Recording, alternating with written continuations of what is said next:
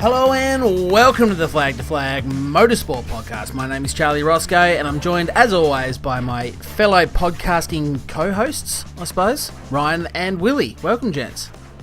Hello. G'day. You guys would be co-hosts, wouldn't you? You'll take that title, co-host. Are we hosting? I don't even know what we're doing anymore. But you're here, so welcome. Certainly are here. Yeah, we're something and we're here. Correct. You are definitely something and here. So moving on to motorsport, we've got the MotoGP and the Formula 1 to have a chat about this week. May as well start with the MotoGP. And what did you think of the round, Willie? It wasn't too bad. It was a lot was involved around the tyres, which was probably a little disappointing, as it always is. Yes, it was a funny track. Obviously, it was hot, very, very hot. I think it was 35-degree ambient temperature, and I think the track temperature. Actually, I can't remember what the track temperature was. Substantially hotter than that, though. Yeah, in their little track map that they show, it has sort of four reference points, and two of them were up to I think 55 degrees Celsius track temp. Yeah, so about 55, which is enough to melt any tyres. But honestly, it didn't really seem like the compounds mattered all that much because you had people fading with hard compound tyres, you had people lasting with medium compound tyres. So once again, I think in MotoGP, they call them the soft, medium and hard. I mean, the soft is definitely soft, but the medium and hard, honestly, it seems like it's more of a feel thing than an actual tyre wear sort of thing. I mean, obviously the hards last a little bit longer, but it's more about what works well on the bike. Yeah, well, it's quite funny because you've got a bike like the Ducati, which has always been a little bit harder on tyres and things like that. But then Dovi's used to the bike, the characteristics and all that sort of stuff, because he made it last quite well. He had a hard medium setup, which was pretty much what everybody had. Lorenzo had a hard setup. He was reasonably strong at the start, and then he started to fade something shocking. He actually led for a brief moment in time, and then went back to about 8th. Yeah. And I thought, it's just sort of him doing his little fade out trick. But he come on a bit more at the end. He was probably in two minds, I guess, sort of in his defence. He probably felt the change, which I think tyres did change after a couple of laps. A lot of them said at the end, like, they couldn't push. They just had to sort of go with the flow of the bike, so to speak. I reckon he felt the change and thought that they were just going to drop off a cliff. Still not being used to the Ducati, the way it brakes, handles and everything, over race distance, different sort of tyre setups, different tracks, all the rest. And then must have got to the end and thought, hang on, I've got a little bit more than the blokes in front. Yeah, it was a bizarre thing. I mean, the whole Jorge Lorenzo this year has been very, very bizarre, and I actually said something after the race.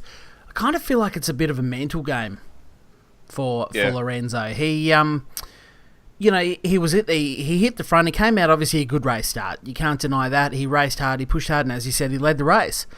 He had the Repsol boys behind him, following closely or whatever. Obviously, the time came. They wanted to push past to get through. And they duffed him up a bit. They shoved him wide. He did that within two corners of being overtaken by both the Repsol Hondas. He was overtaken again, and he actually dropped a few positions back straight away, and almost just looked like it mentally defeated him because his lap time, the times fell out instantly. It was instantaneous. The commentators were talking about the tyre compound going bad and tyre deg already kicking in. It was 6.5 laps in. There's no way hard combination has started to degrade 6.5 laps in when everyone else on mediums, some of them on a medium combination, were fine. They were still going okay. And yet Lorenzo dropped right off. The pace went out of him. It just seemed like he got defeated mentally a little bit. They duffed him up and and I think that's why he's so strong out the front of the race when he's leading from the front. And he can just be like that metronome that the commentators keep talking about. Metronomic times, just consistency like you've never seen. No one's around him to bother him. And he can just put his head down and disappear out the front.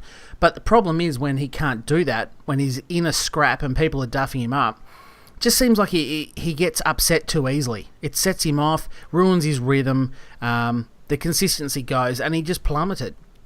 And I think he's somebody who needs to be in a zone. Like, he does. Really, yeah. He like Yamaha days out in front in his zone, he was pretty much untouchable, the master of the consistent lap times. But more so now than ever, especially over in his last year with Yamaha, he was very up and down, especially in changing weather conditions. So now I don't know whether it's just the way the Ducati feels, but as you were saying, 6 laps in, and he went from first to 6th in the one lap. Yep. And there was, on one of the corners, Danny Pedrosa and Marc Marquez passed him in one go on the one corner. They both got him. And I think it destroyed him mentally, and he just plummeted. Like, excuse me, as you say, he went down to 6th on one lap, but he continued to drop and just had no pace. And, they were talking, the commentators were discussing how, clearly his tyres had gone or he had a problem or something like that. And it's, that's a reasonable thing to assume given the lack of pace he suddenly had. At the snap of a fingers, he just went backwards by a mile. But it did make sense, first of all, that 6.5 laps in, his hard compound tyres had dropped off the edge. And then, of course, at the end of the race, as you said earlier on, all of a sudden he just found it, whether it was just being out by himself, because he was sort of stranded by himself for a little while. I don't know. Did he just find a rhythm again? Did he suddenly just have enough time to get over what had happened? And then he's kind of gone, well, hang on. I'm on hard compound tyres. I'm on a decent bike. My teammate is up the front, going back to back. Don't worry.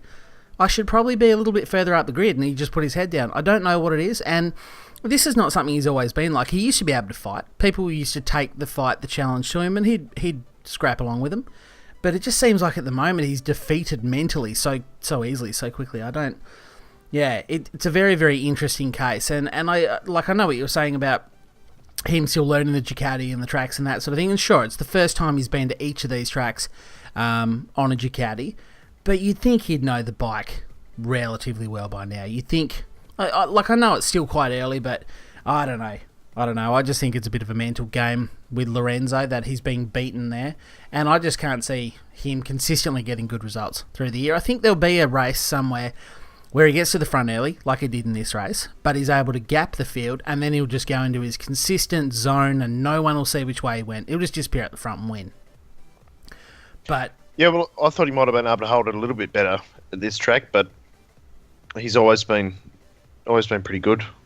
Yeah, well, he pushed hard, but the Repsol boys just, did an equally good job, I suppose. But yeah, and it was tight at the front too. Like just with the two Repsol Hondas and Dovi, you could tell Dovi was just doing the Rossi game, just sitting there playing the game, biding his time, and then he just pulled the pin and off he went. Oh, I mean, where does this come from? Like, I don't know. Maybe it's like Lorenzo. Maybe it's that little bit of confidence to go, you know what? I can perform in the last half a dozen laps of a race. Yeah, well, I mean, up until last round, where he won obviously the first race for the season, he'd only won one race in... I'm trying to think how long it was. A long time. A lot of years and a lot of races went by between wins for him. And it just sort of seems like all of a sudden he had the confidence. And as you say, he did the right thing. He just sat there, let the boys scrap it out at the front. He waited until his moment and he took off and he won by 3.5 seconds. And Marquez was the only person that could keep up because he was 6.7 seconds in front of Pedrosa. So, look, yep. I'm stoked for him. Good on him. Like, he's been the bridesmaid for so long, the number 2 person in the team. And I think it probably helps as well that people aren't looking to him for leadership. Last year, Iannone was fast the last couple of years, but he crashes. He crashed not as much as Cal Crashley, but he does crash a lot. So I think people were looking to Dovizioso as that stable points getter, the person up the front. This year, no one cares about Dovizioso. He's there, sure, good on him, but he's very much... it's about Lorenzo. It's what the media is looking at. It's what I would imagine the team's looking at. They'd be paying Lorenzo big dollars, big biscuits to win. Meanwhile, Dovizioso, I think they've just kind of gone, yep, no worries, pal, you just go and do your thing. You know what's going on. And maybe it's that lack of pressure that he's just kind of going, yeah, okay, no dramas. Gets out there, he's getting the job done, he's just gone back to back, and he's now second in the championship. Yep. So, job's on. Job's on for Dovi. And look, I don't mind seeing him. I know earlier we've said through the season that we want Rossi to win. That's slowly slipping away. And if you can't get consistent wins moving forward, it's not going to return. Well, look, I'm going to throw the hat in the ring and say I want Dovizioso to win. That would be nice, and it's the freshen up to his career, really. Like even I think there was 8 laps to go, and he set the fastest lap of the race. Yeah, exactly right. Like it was just such a dominating race. It was great. He was the only bloke to not venture into the 148s, I think. And at the time, I think it was 8 laps to go when he did I think it was a 146.8 or something like that, which is an astonishing time at that time of the race with how the tyres were and everything. It was. And they said other guys were in the 150s or more, which is probably the Yamaha boys, which was weird to see as well at the start of the race. The 2 factory Yamahas were being outperformed by the Tech 3 boys. Yeah, they just didn't have anything all weekend. Either of those factory Yamahas, and neither of them recovered. Like Rossi did nothing all race. He was just an also ran, and he finished 8th. Well, he qualified 8th. He finished 8th. Finished 8th, but only a couple of laps in, and he was 13th, and Vinales was 15th. Yeah. Apparently, it's part of the chassis too that Rossi isn't quite comfortable with.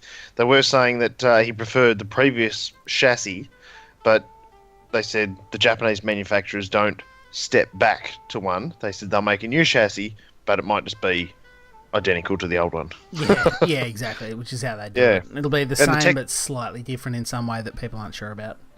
Yep, the Tech 3 bikes too are 2016 bikes.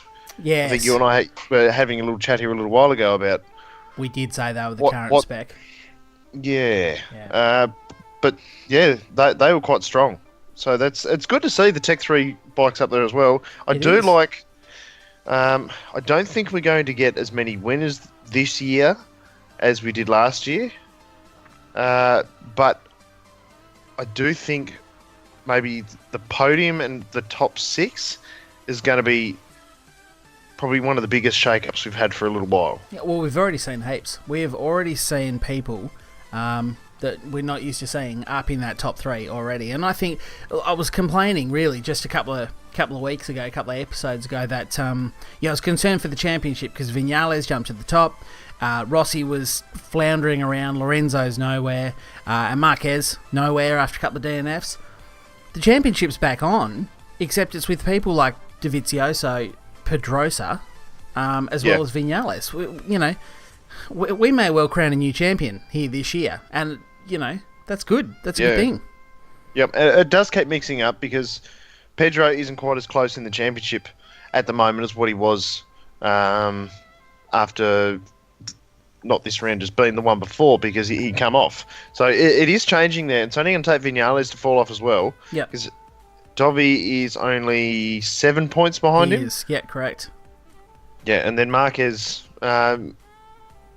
he's not far from he's either just under or just over the 25-point mark. Yeah, and Ross is now just over. I think Ross is out to 28 points, if memory serves me, 27, 28 points behind. So he's now more than a race win. I think Marquez is more than a race win. So probably really needs... So Vinales... I'd like to keep Dovi there, I guess, but if Vinales fell off and all the other guys went quite well, say if Rossi won and the other guys were there or thereabouts, that'd re-energise the championship again. Yeah. And that could happen. And so it is nice to not have, like previous years when only a few rounds in and... You look at the championship and think, well, it's a bit of a runaway. Probably a little bit like the World Superbikes at the moment, really. Yeah, exactly. Yeah, exactly right. And as you say, Vinales needs one more DNF, and all of a sudden, because at the moment you've got Marc Marquez on 88, Danny Pedrosa on 84 points, Rossi on 83 points, and even Zarco on 75 points. Throw Dovizioso in there as well, and if Maverick can have either a bad result, he's already had one bad result, I know, but another bad result maybe, or a DNF, we got one of the closest championships with a whole bunch of different guys than we've had for a long time. I think so. I'd like to... You don't want to see anyone crash or anything like that, but I'd like Maverick to have some issues because he's going to be quick everywhere else. Yeah. It's only weird rounds like this where the field's sort of a little bit mixed up, and that's when you might get a random winner. And I would like Dovi to have the lead of it because most of the time throughout one period of the championship, Dovi will have a couple of races where he's just nowhere. Yeah. So if he can have a bit of a lead and have a fight going on towards the end of the championship. It'll make it really exciting, and it's nice for it to be fresh. And depends what this upcoming round, what the weather's like, because Miller won last year, so you never know if the weather's a bit funny. Yep. Like anyone could be up there. Could be Zarko's first win. Who knows? That's it. Look, I think it's shaping up to be a pretty exciting year, all in all, which is good. That's what we wanted. That's what I wanted. I didn't want one person to run away with the win, and it looks like it's not going that way. So, yeah, look, speaking of championships that are managing to remain somewhat close at the top, we may as well make the segue over to Formula One. Yes. And also welcome back, Ryan. How you going, Ryan? I'm good. Good. So yeah, Formula One.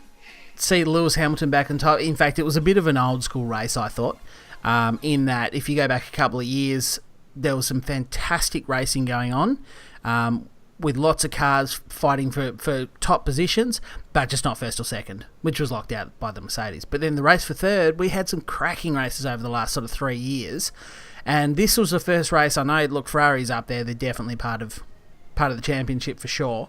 But yeah, for the first time in a long time, it was very much Hamilton and Bottas out the front, and then a really good scrap for third place. I mean, you've got Ricciardo, Vettel, Perez, and Ocon separated by about 5 seconds at the end of the race, which is not bad for Formula One. Yeah, well, right at the end, it was coming up quite exciting. Didn't know whether Ricciardo was going to hold on. Seb was charging. Didn't he have a drive? From the incidents that happened during the race for him, it all started on lap 1, when I think it was Verstappen cut across the front of him and ripped a part of his front wing off. Yeah, yep. During an insane start by a young Verstappen. Yeah, wasn't it? Going Catapult. It was bad that he had his issues, because it was going to be quite exciting. He had crazy pace. Yep. He did. He was up the front. He was, it was certainly could have been a bit of a shake-up, but then, unfortunately, for him, he broke down again. He's not having a good run. He's not having a good run, Verstappen, which is a shame for a championship perspective, because it's just one less person that's going to be there scrapping. But as you say, Sebastian Vettel, bit of a championship winning race, I thought. It's one of those races, they're the ones when you look back at the end of the year, if he wins championship, they're the one of the races that you look back during the year and you go, it was that 4th place by Sebastian, those 12 points he got for a fantastic comeback from nowhere. They're the ones that help you win championships. Oh, for sure. He was 2nd to 18th, then back to 4th. And that's the thing, like if he finished any time out of the 10, then they would have gone to Baku tied at the top. Yeah, exactly right. Exactly right. So, as it is, it's still quite close. So, I don't know. It was a good thing by Vettel. He did win Driver of the Day. We were just discussing that beforehand, how we all thought Vettel was definitely the Driver of the Day, and he should have got it. Thought we'd do a quick bit of fact-checking, and yes, everyone else did agree with that, because he did win Driver of the Day. But, no, it was a cracker, and as I say, a bit of a championship race. But how good are those Pink Panthers, the Force India boys? They certainly go all right. I reckon there's probably something to do with the engine. Yes. Yeah. No doubt about that. And they've got Baku coming up, where you've got a 42-kilometre front straight. So having something with a Mercedes logo on the back of your car is a good thing coming into that round. Yep. It's like we were saying before, nice for a bit of a freshen up. It's good to see them up there, and don't they stand out with their colour as well. But a little bit of team orders going on, ignored. Was it the right thing to do? Yeah. Well, the thing is that they've never had team orders, so it was more of a suggestion, and I think they even reiterated in the race that, look, if he can't get past him, we'll swap his back. Yeah. But it's I don't think that they should have swapped anyway, because although Perez was never in a position to actually try and take the position off Ricciardo, I don't think that Ocon, even with the newer tyres, would have been able to do anything either, because he was never in a position to really get close to Perez. Exactly. Yeah, well, it was a funny thing. You had Ocon complaining about not getting past Perez, even though Ocon wasn't actually being able to run that close to Perez. Like, he was, but At times he was sort of dropping back, especially as the radio, and I know that the transmissions come through a little bit delayed, but you're sort of looking at these gaps going, well, he's not that close to Perez. Well, there was a time there where both Perez and Ocon were out of the DRS zone of the people in front of him. Yeah, and so you got Perez complaining that, no, look, give me the chance to overtake Ricciardo, I can do it, but he was more than a second back. You've got Ocon saying, let me pass Perez because I can get Ricciardo, but he's not even within a second of Perez. It was a bit of a bizarre thing, and look, whether you agree with the team orders, whether you think Perez should have been let past or not, the way the team handled it, obviously this is very new to them, as you said, there's never been team orders, they've obviously never had to deal with this before, and I think that showed through, because Martin Brundle sort of said it best, that you either tell him nothing, race on boys, you say to Ocon, look, if you're so much faster than Perez, I suggest you overtake him so you can get Ricciardo, or you actually give a definitive team order.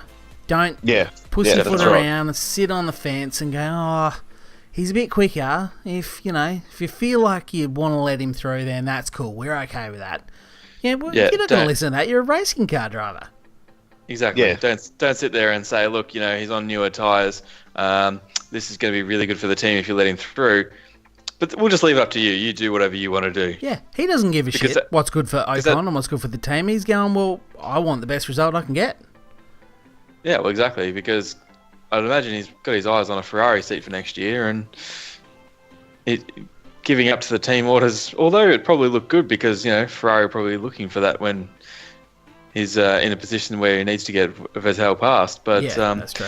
The team principal obviously came out after the race saying that the policy of team orders would continue, but they're going to change the guidelines so they can achieve the best result for the team.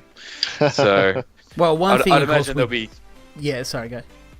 I'd imagine there'll be some talks behind closed doors to make sure that this sort of thing doesn't happen anymore. Yeah, and it's just something they clearly haven't addressed before. And as Martin Brundle also said, something else which was a fair point, we actually don't know if Perez is... what's in the contract? Because if Perez is in the contract to be the number one driver, and then you have to ask him to get out of the way of Ocon, that's where the issue might have been. You might have had Perez as team manager, or personal manager, tapping on shoulders going, nah, no, you can't do this. Sorry, pal. Yeah. One's supposed to be in front. So we don't know that, and they're not going to tell us that either. That's not something they would publicly announce. But, yeah, it's one of those things. I say either do it and say, Perez, you will get out of the way because Ocon is faster than you. You need to move over, let him through. If he can't get Vettel, you can have the spot back. Ricciardo, you can have the spot back. Yeah. Don't pussyfoot around and give it a half-hearted order to... if you don't mind, please, can you maybe jump out of the way? But you don't have to. But if you could, that'd be good. Yeah. And realistically, all things taken in consideration, Ocon gets past, catches up to Ricciardo. Ricciardo puts up a bit of a fight, same he did for Perez. Vettel catches him and overtakes all three of them. Yeah, correct. And in fact, to be perfectly honest, I'm not sure I agree that Ocon wouldn't have got past Ricciardo because he was fast. And I kind of feel like up behind Perez, he had to be especially careful. You can't be too aggressive on your teammate, or maybe he just didn't have the confidence to bash it past his teammate. How he would have gone against Ricciardo, I don't know. Having said that, the move where Vettel caught up to them and they went into turn one all side by side, that was pretty full on. That was quite good, actually, wasn't it? That was really good. Very brave by Vettel. That showed that he was willing to put it online, that's for sure. Yeah, and he also put trust in someone like Ocon, who really isn't a well-established driver that people would normally have a lot of confidence in necessarily. Not saying he's a bad driver, but just that he's not that experienced. So it was pretty brave. The whole thing was actually quite cool to watch. I enjoyed that thoroughly. And we've a lot more overtakes in this race than we've seen for a long time. So that was good. There was plenty of scraps. As I say, it was a really great race. It's just, unfortunately, the two Mercedes were out the front doing their own thing, completely unhindered by anyone. But if you ignore them, let's ignore them. Let's not even talk about them. The rest of the race was fantastic. You got Ricciardo. If you ignore the front two, then Ricciardo won. That's good.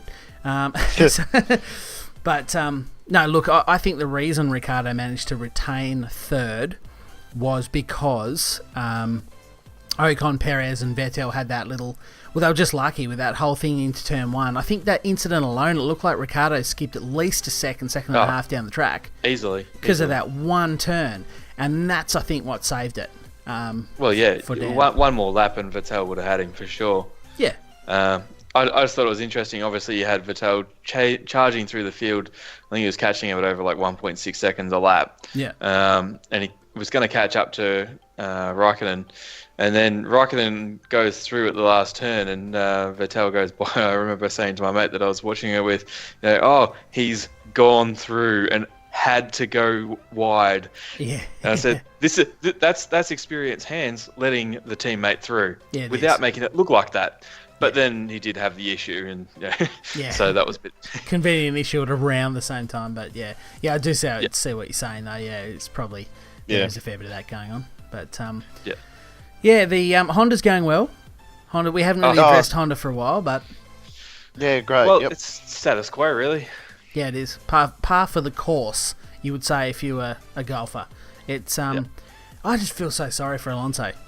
I mean, I just do. The guy is clearly he's talented, and he just can't get away from it. They broke down in Indy. He came back, and it's like he actually looked semi-decent. He was obviously getting mugged down the straights. Make no mistake. Yeah, and but he was intense. He was on. He was on for points.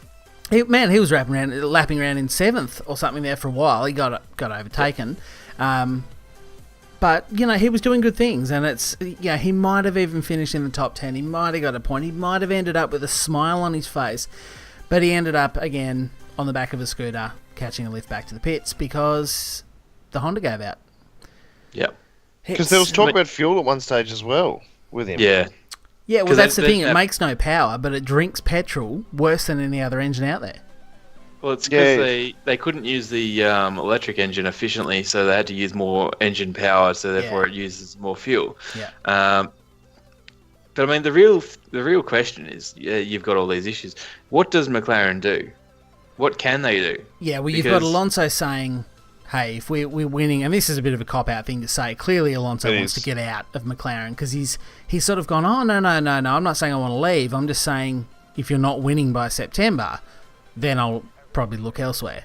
But that's a ridiculous thing to say because they're not going to be winning by September. Well, aren't they going to be putting Mercedes engines in them anyway?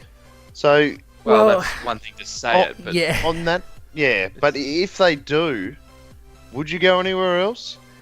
If you're guaranteed that they were going to have a Mercedes engine in them next year, there's nowhere else for him to go. If they've got a Mercedes engine in there, then you just take that seat. But you're better off to stay there. I'd be negotiating my contract and saying, this is what it's got to be. If by round 4 there's nothing, well, I'm just going to go and... Yeah. Well, I wouldn't say there's nowhere else for him to go, but we need to see that there's... Red Bull's the only one officially locked down for 2018 at the moment. So Red Bull's out. That's fine. I'm sure he's not going to shed too many tears over a Renault motor that's still not where Mercedes is, or Ferrari, for that matter. Well, they should just put him back in Ferrari. Yeah, but you've got Bottas on a 1-year contract. You've got Ferrari... You're not going to have Hamilton and Alonso back together, and really, if Bottas continues the way he is, then I think he's deserving of a seat next year. I agree. He's a fast number 2 driver, which is exactly what they want until Hamilton leaves the team, because Christ knows they won't want to deal with another person actually challenging Hamilton for wins again. Nightmare scenario for the team having to deal with the petulant child. But nonetheless, nothing's confirmed. Even if they get a Mercedes engine in that car, it's not going to win. Much the same way that Force India doesn't win, and Williams doesn't win. At least if he can challenge, then that's fine. It'd be a better way to spend a year than retiring for sure, but he's still not going to be winning. So I think it's one of those things. If he can't get McLaren, if he can't get Ferrari and he can't get Mercedes, and McLaren get a Mercedes engine, then yes, absolutely keep the seat, stay where you are. Yeah. At the end of the day, though, I don't think it's really out of the question, or out of line for Alonso to be sort of making such demands. He is, in my opinion, the best driver in the grid, in the worst car on the grid. So yep, he's certainly for me in the top couple of drivers, comfortably in the top 3. And And, yeah, he is comfortably in the worst car out there. I mean, you could say that the Sauber's worse, but, hey, they've got a point and McLaren doesn't. Well, how many DNFs have Sauber had? Yeah, exactly. They do have a Ferrari motor in them, but, you know, that's not none of McLaren's concern. So, yeah, I mean, McLaren, for me, they've got to drop Honda. Either that or Honda have to pull some sort of massive rabbit out of their hat. And look, I hope as much as the next guy that Honda come with this big engine update. They've got all smug looks on their face, and they say, "You go, bolt this in your car," and bang! All of a sudden, they're up, qualifying in 5th, 4th, what have you. I mean, to be even challenging the top teams like Williams or even Force India and Red Bull, that would be enough, I think, for them to sort of say, okay, well, at least we're on the right track. Yeah. Well, at the moment, it wouldn't even matter. They could be challenging for the lead at the moment. They're not finishing races, so they could be the fastest car on the track by a second a lap. Wouldn't matter because they're not finishing. That's their number one issue. Yeah, well, reliability. It's not just that. If they could challenge for pole position, but just never finish races, they could turn the engine back and take 5th places, but they're not even there. I mean, not only is the car unreliable, but it has no pace. The engine doesn't have any pace in it.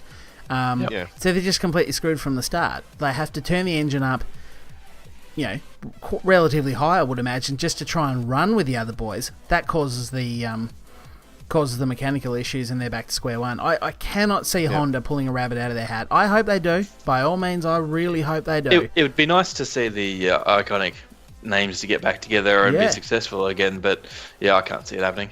I think Honda are another 2 to 3 years of development away from challenging, and maybe even a large engine rule change away from That's being probably competitive. what they need, really, just to be started fresh. Because it gets like everyone on the back guys. foot, and then it's a little bit more even. But there's no magical trick they're going to pull out and do